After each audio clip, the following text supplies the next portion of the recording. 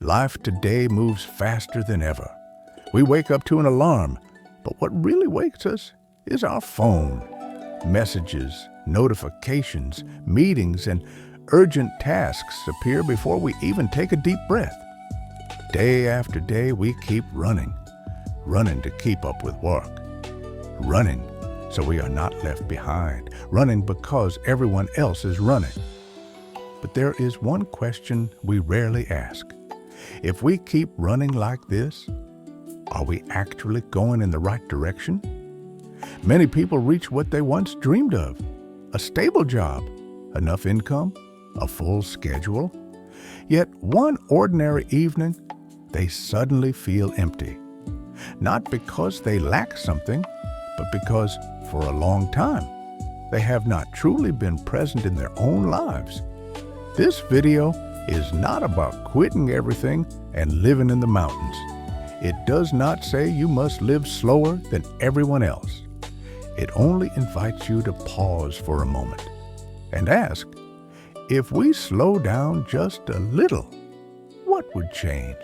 We often think our problem is a lack of time, but if we look more closely, the problem may not be time itself, but how we use it. Our days are filled with many small tasks. Each task takes only a few minutes, but together they take almost all of our attention. We eat, but do not taste. We hear, but do not really listen. We are with others, but our minds are somewhere else. Technology was created to give us more free time.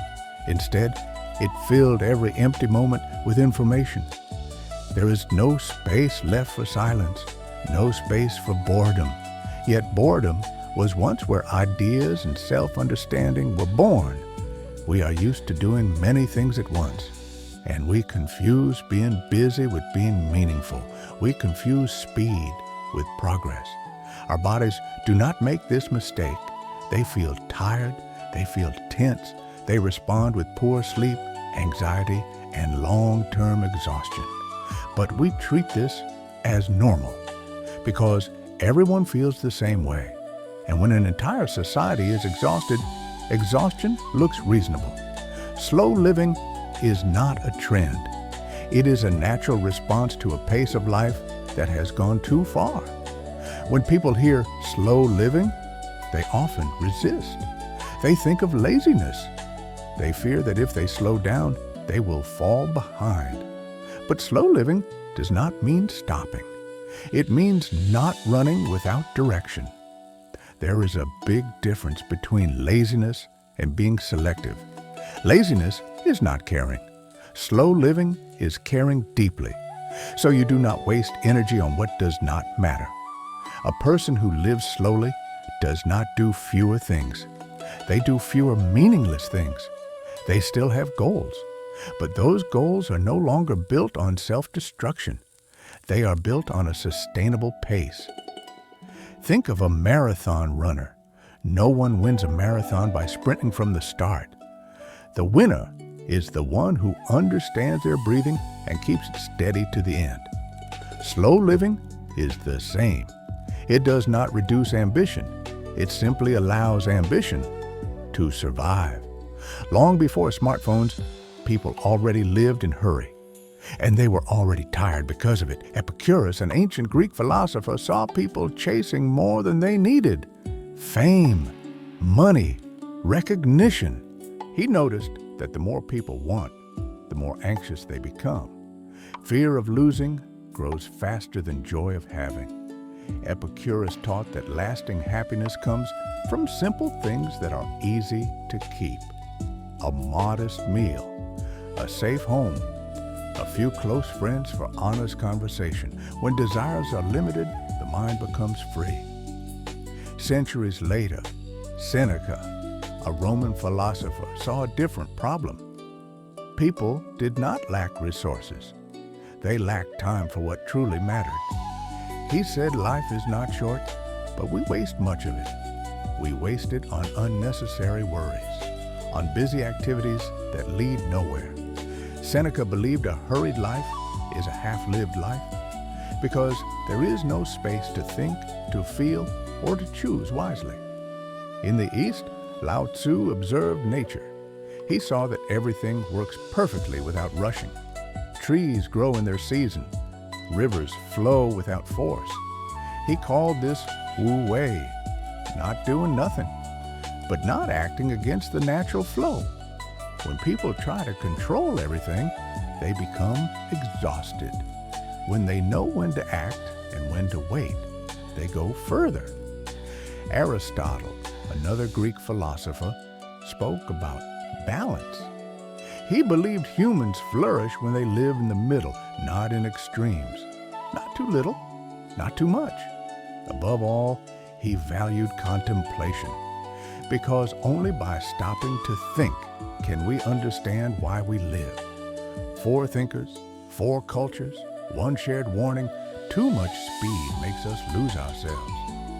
Today, science measures what ancient thinkers felt intuitively. When we live in constant hurry, the body stays in emergency mode. Stress hormones are released again and again. The body never fully recovers. Sleep becomes shallow. Immunity weakens. Mood becomes unstable and anxious. Creativity also suffers. The brain creates new ideas only when it is relaxed. During slow walks, while staring out a window, in moments that seem unproductive. When we are too busy, the brain only reacts. There is no space to reflect, and new ideas have nowhere to appear.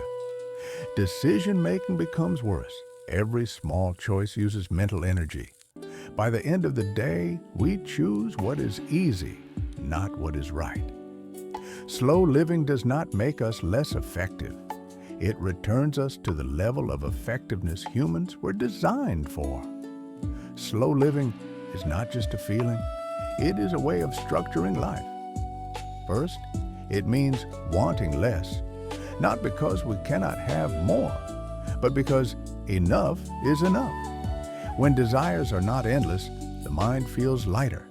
There is less comparison, less chasing changing standards. Next, it means doing one thing at a time. When you eat, just eat. When you talk, truly listen. Do not bring the whole world into each moment. Between tasks, there must be real pauses, not for entertainment, but for recovery. Slow living also means knowing when to act and when to wait. Not everything needs an immediate response. Not every tension needs instant fixing. Sometimes waiting one more moment allows things to calm down naturally. Reflection is essential, not to be philosophical, but to understand what truly matters. And finally, remembering that time is limited, not to cause fear, but to create clarity. When we remember life is finite, we argue less over small things and spend more time on what truly matters. Slow living does not start with a big decision. It starts with very small changes. A morning without touching the phone right away, a meal without screens, a walk without headphones. Just a few minutes each day without filling every gap. The brain slowly remembers how to rest. You do not need to do everything at once. Choose one practice and stay with it long enough to feel the difference. Slow living does not require perfection. It only asks for honesty with yourself. The world will not slow down for you. It will remain noisy. It will remain fast. But you can choose not to chase everything. You can choose your own rhythm. When you slow down, time does not become longer. It becomes deeper.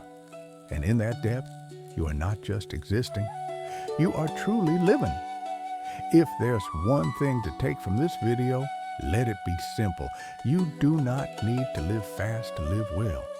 You only need to live slow enough to not miss your own life.